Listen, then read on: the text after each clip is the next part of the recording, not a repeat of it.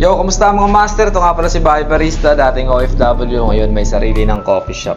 So napasugod nga ako dito sa department store kasi nga yung nabili nga naming blender, ayun master, unang gamit pa lang sira agad. So kailangan ko master papalitan yung nabili ko, no? By the way master, Merry Christmas nga pala sa inyong lahat, oh. Paskong Pasko na nga dito sa SM Santa Rosa. So ang pakay ko nga dito master nga, palitan yung blender na nasira. Ito nga pala master yung blender na nabili ko, ayan o, si Westinghouse. So ayan, papapalitan ko master na ibang item na lang.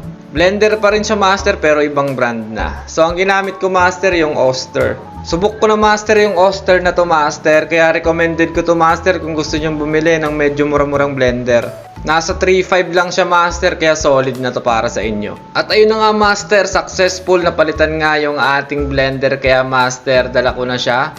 Kailangan na lang namin pumunta sa cashier para nga palitan na nga at bilhin na yung bagong Oster blender. Ayun na master, dala ko na siya, kaya maraming salamat SM.